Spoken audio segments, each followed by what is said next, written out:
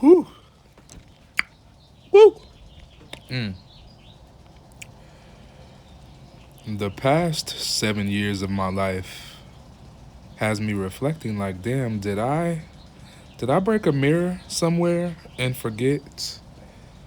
Because literally since 2019, life has been, man, it's been gorgeously beautiful in so many ways, and also devastatingly tragic. In 2019, I left the Department of Corrections. I was a correctional officer. I started in the department in 2014. I was 22. I turned 23 in the academy, and I worked in the institution for 4 years, and then I promoted to parole agent, and I actually left from the parole agent academy. Um, that experience as a queer black man, a black man is one thing, and then you add the queer on there. Although I was not out at work with everyone, for the most part, uh, I experienced a lot of isolation. I know part of that is just from my nature. People, love me and hate me a lot. That's just like my life. I am very, very highly loved, and the pendulum must swing in equal and opposite directions. And I did that job, although I experienced isolation and racism and um, yeah, so much discrimination, even because of the fact that someone had found out that I was queer in the academy, um, said something to a sergeant about them not being comfortable with me in the showers. Um, my company commander, which is like the cohort, your cohort, just it's paramilitary. So your cohort in the Department of Corrections when you're in the academy is called the company, and then you have a company commander, which is a sergeant that came from the prison and that became a correctional teacher, basically a correctional instructor at the academy. So they teach the incoming cadets, how to navigate the prison and to navigate the department. She was black, and she was dope. Sergeant Jones, she was very dope. Um, Yet, it's a system, and lately that has been my experience. I have been experiencing collapse after collapse after collapse and disconnecting from systems, including my family system. 2019, I left the Department of Corrections after I was in the academy again to be now a parole agent, a parole agent one. That's the introductory parole agent position. I tested, I got first rank, I studied, I did so many things, but I went into the academy during during the height, of Black Lives Matter protests. I had just had a loved one that got knocked down, dragged out while protesting by some officers while I was in the academy, and our parole agent two, meaning they promoted and now are also off of the streets as parole agents, most of them, and inside of the academy as an instructor. Those parole agent supervisors were encouraging us to make sure that when we leave the academy grounds, to make sure that we don't have our um, you know badges showing or anything like that, because because there were a lot of people that are very angry.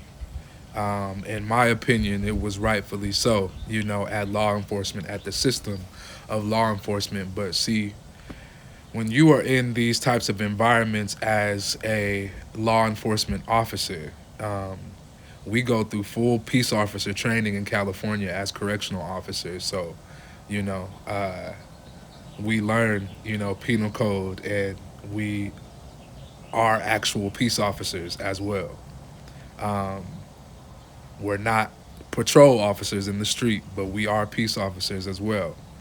Um, they teach you how to, well, really, they look for people, in my opinion, they look for people who are um, seeking an identity from this type of work.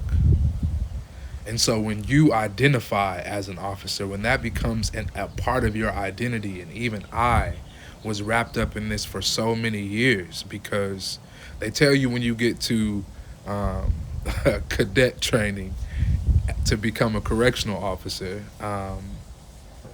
and to be sworn in, um, that this work is going to change you. And there's no way that you can deal with the amount of separation, segregation, politics, like conservatism that exists within that type of environment, especially behind correctional walls and electrified fences with towers, you know, with armed men in them, with motherfucking rifles pointed down at, yes, the incarcerated population, but you too, you know. Anybody could be having a bad day. And that type of environment is just what you have to become. I remember saying in IST before, which is in service training, which you have to go to every year to recertify so that you can carry, weapons, so that you can, inside of the prison use chemical agents. Like, you have to recertify every year. So in IST, I remember we were having a conversation and I said, you gotta be a Mighty Morphin Power Ranger to come up in this motherfucker. Like, I'm not the same person. And I do my best to hold on to who I am, but when you can't even trust the people that you motherfucking work with because of the shit that they be involved in sometimes, there are great people. There are great people amongst law enforcement officers. There are beautiful people in law enforcement, and there are some fucked up motherfuckers at the same time. I've seen and witnessed so much shit. And in order for you to even be able to survive the ugly, think about prison. The world is ugly enough. But at the moment that you experience a motherfucker that's ugly enough that you want to send them to prison, you send them to a place that warehouses darkness. To go into that environment, a warehouse of everybody's thrown away humanity, the trash, the literal fucking hell of this planet. What you have to become, the part of yourself that you have to disassociate from, the way that they even teach you to exist in a certain condition. There are these things called conditions. It's like condition. I I have purged so much of this shit from my brain, so excuse me if I miss it. But there are certain conditions. There's like condition yellow, condition orange, condition red, condition black, right? Condition yellow would be, and I may not get these spot on, but condition yellow would be like how I would be, if I was in my room and not, in public where people could be passing by, right? I'm completely, relaxed, aloof, not really paying attention. Um, is that what the word aloof means? I think so. But just unaware. um, condition orange would be Attentive. It would be kind of like how I am right now. I'm still at home, but I'm in my garage, yet I'm still public facing, right? So I'm still paying attention to things that are happening.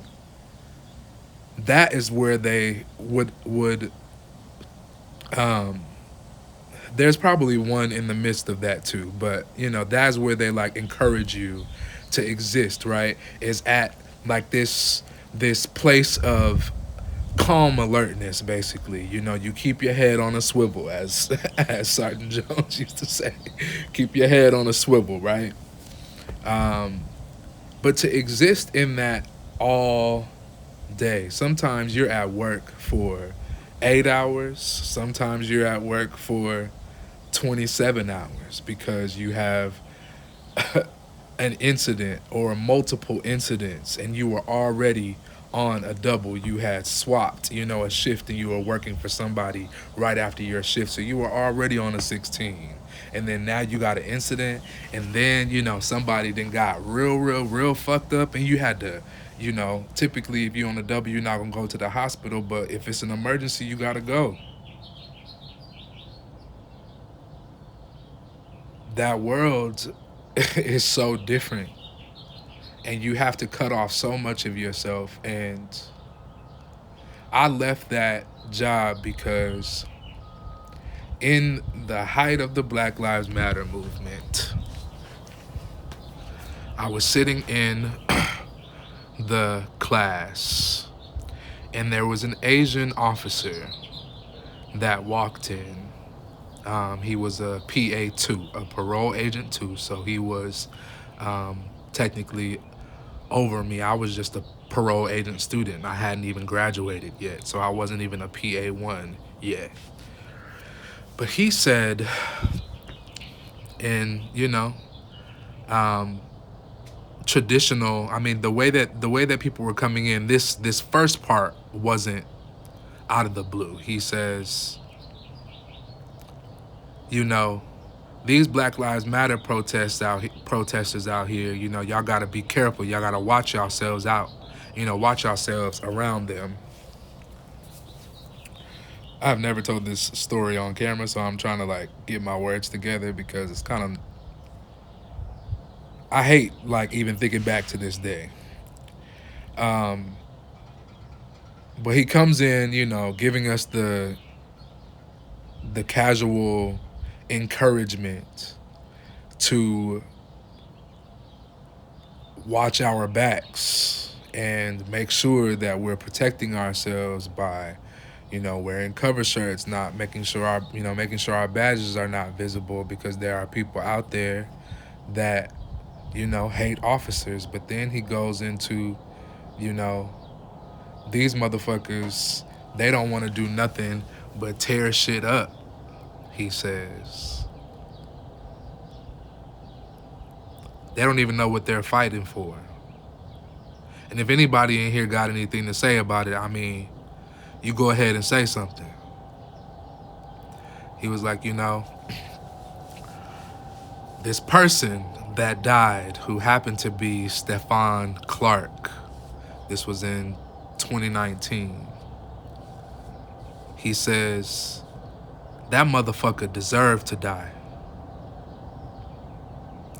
That motherfucker Stefan, he deserved to die. My name is Stefan. In the prison, we go by last name, and my last name is Houston. So people would call me, Houston, Hugh.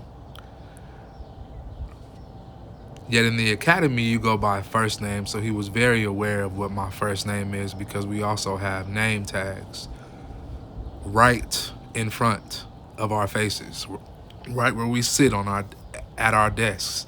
There are name tags right there. He goes, that motherfucker Stefan, he deserved to die. He was running through people's neighborhoods, trying to snatch shit through the cars, ducking and dodging, through people's backyards. And, those officers, they feared for their lives. Same old motherfucking rhetoric that they teach you when you're in the academy. Because as long as you can articulate the shit, as long as you can articulate it, It happened the way that you said it, not the way that it actually happened.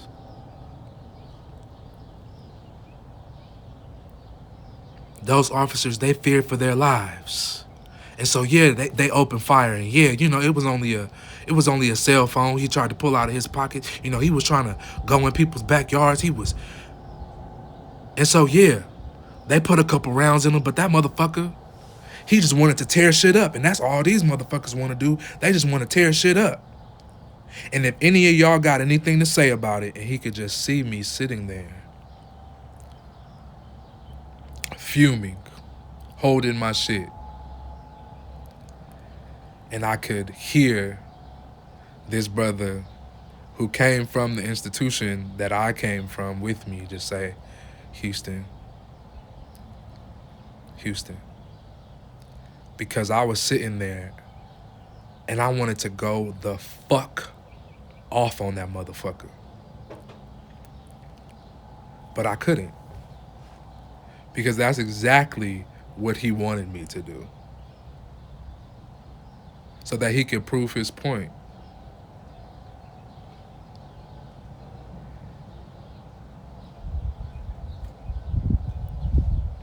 That was March 15th, 2019, as a matter of fact.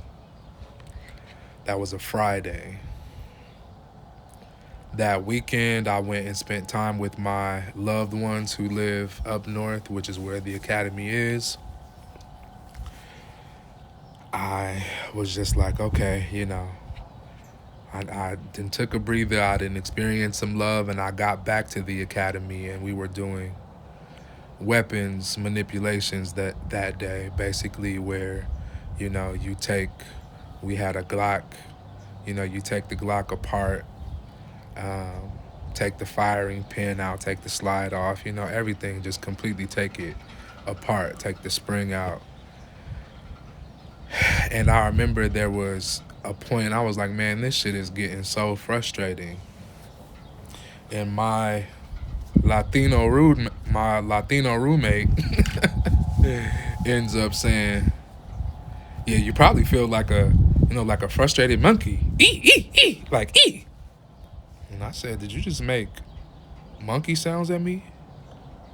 Oh man, don't trip.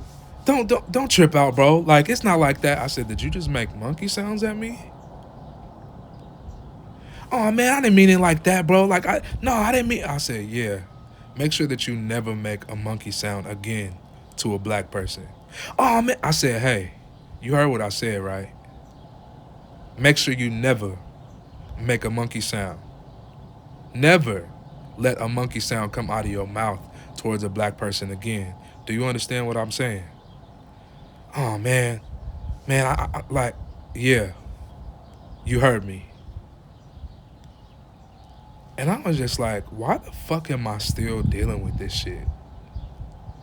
It's 2019. I done been in this bitch 5 years now. This motherfucker that took 5 years of my life. And I called my mama. And I said, Mama, you gonna be disappointed at me if I leave this? She was like, because I already had a catering company that I started in 2019. My plant-based catering company, Plate of Hue. I was like, it's time to go full time. It's time for the full throttle, the full experience. And that was Monday, March 18th, 2019. So I just made 7 years a couple months ago, which happens to be my dad's birthday, who happened to be born on his mama's birthday. So it was also my grandmother's birthday.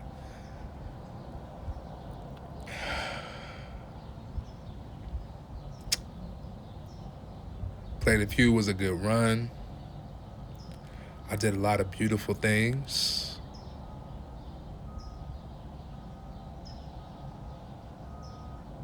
I cooked for a lot of beautiful people.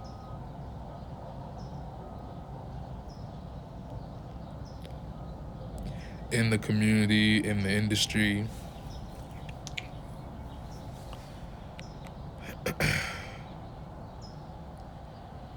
My mom was always right by my side. She told me that day when I left the department, like, it's time. It's time. I called my dad. I was like, I'm on the freeway. I'm on the 5 headed back to Southern Cali. Like, I'm done. I packed up. I went up in that room.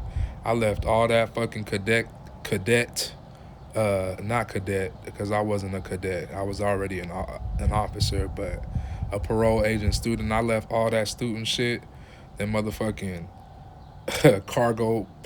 black cargo pants, that blue motherfucking polo. I left all the cuffs, baton, all the shit. I left all that shit in that motherfucking room, and I left because that shit was rocking my mental health, and I couldn't do it anymore. We act as if racism and discrimination and that type of antagonism and that type of ugly, that type of darkness, that type of division and separation like that from another person of color, we act like that shit is not fucking emotionally abusive and harmful, mentally abusive and harmful. They know exactly what the fuck they're doing. People in power know exactly what the fuck they're doing. And at the moment that you give a motherfucker, even if they are the same color as you, even if they can identify with certain struggles like you, even if they're not the same color as you, they take that fucking power and they run with that shit. People are so fucking sick, but it's this system and the way that it expresses itself through people, as people. The shit that we have to do to survive this motherfucker. Sometimes you become it. And I have even I have even allowed myself to become it too. And that is the reason why I have had to destroy, to deconstruct life, religion, politics, family, self, identity.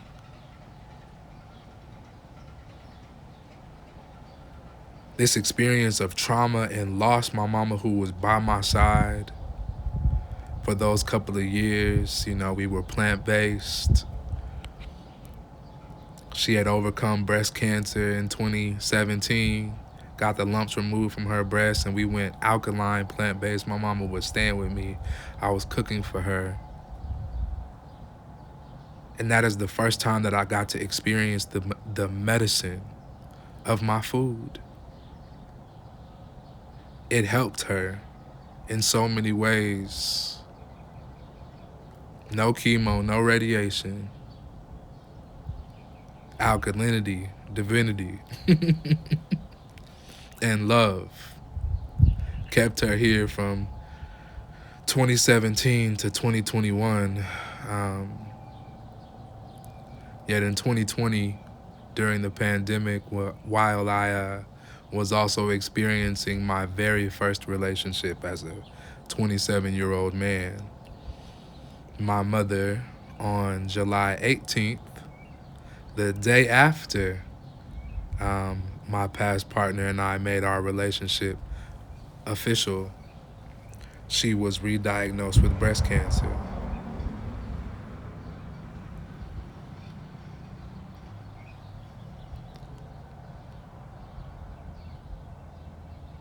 Life gave me immediately the conditions to be expanded to hold multiple realities at once, even though it was breaking and stretching me so much further than I even felt like I could survive.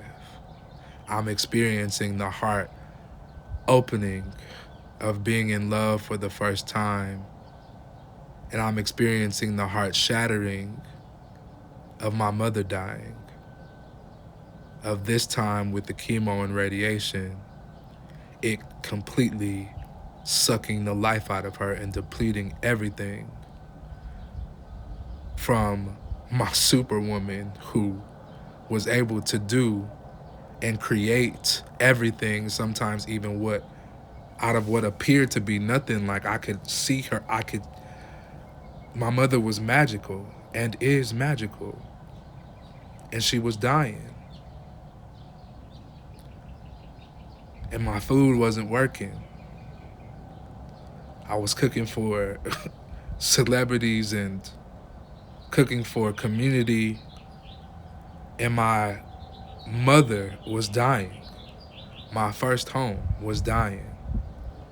I was washing my partner's clothes and going and picking him up and stripping his bed and doing his linen and cleaning his home. He was depressed. I was making the money, planning the dates, cooking all the meals, helping pay and organize bills, helping to make sure that I was housed and he was housed. My dad came home and helped me take care of my mom, and he was out of work, so I was making sure that her bills were paid and my bills were paid and helping him out with money. And my family, they stepped in and they kept showing up in so many beautiful ways that I am so grateful for. And too, even while they were in the room, it has been very clear as I've been in this grieving process since the cancer, chemo, and radiation completely took my mother's life. I've been in this reality that even though they were in the room with me and they were seeing what I was seeing, what I was experiencing, they were not nearly experiencing it the same way that I was. When my mother died, life as I knew it died. Everything that I had ever leaned on, my mother gave me so much permission to be myself and still experience love. The isolation that I have been in because of my depression, because of the fact that I can't keep up in the ways that I used to. I can't care, I can't show up, I can't be there in the ways that I used to. I had to move to Bali just to be able to slow down, and when I came back home, I certainly have been moving entirely too slow for the systems that run the people, that run the families, that run the hearts of most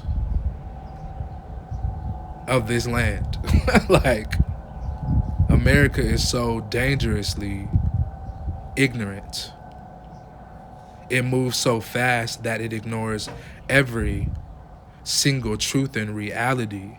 There is so much illusory shit thrown in our faces on a regular basis. There is so much struggle that we have to experience here.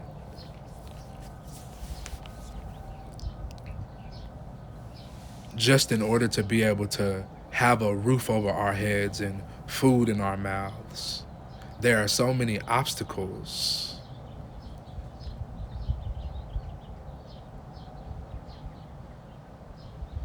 There are so many messages, so much miseducation on what it requires to be beautiful, to be worthy, to be valuable, to be wealthy, to be healthy. There are so many illusions in the systems of religion. These systems of religion that govern the minds and that govern the hearts and that govern the bodies of people. There are so many illusory messages. There is so much intentionally destructive and deceptive messaging.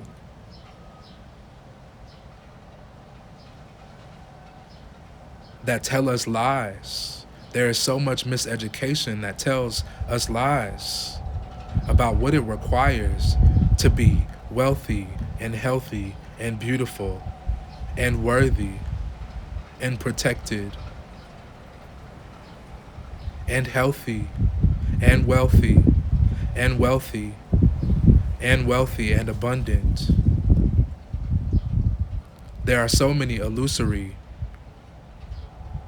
messages about who you have to be in order to be worthy, to be protected. There are so many illusory messages about what it means to walk through the valleys of the shadows of death.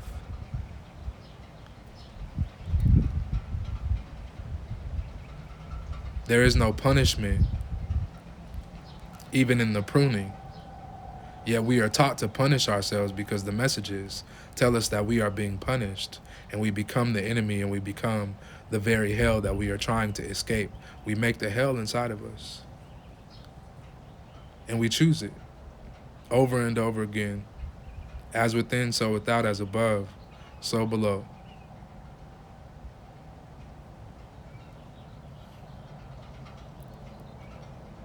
There were so many times that I chose hell. Even in love, I chose hell. Manipulation, lies, deceit, theft.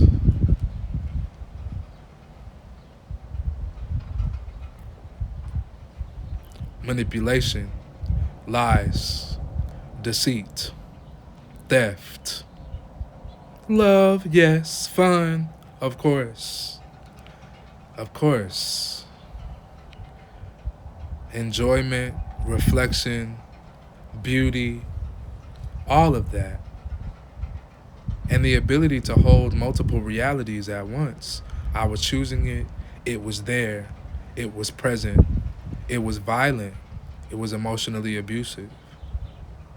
It was dangerous. And I participated in it. And it was there.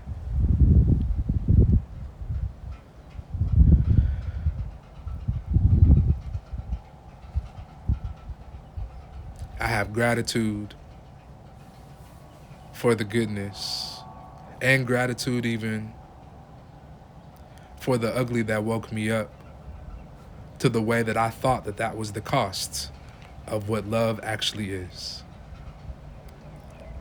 I thought that was the cost of unconditional love.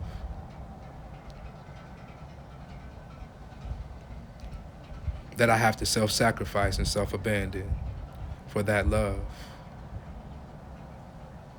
My mother was a resource of love, a major source of love. Yet she is gone, she is not here. My ex-partner was also a resource of love. My family has been major resources of love until they can't be, because they cannot walk with you through those valleys when they are not ready to meet their shadows too. So when they isolate, it is because they cannot walk in the darkness beside you.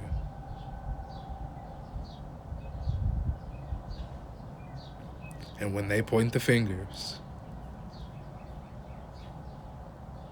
when we point our fingers, it is always in the mirror. Because there is truly no separation. That is an illusion.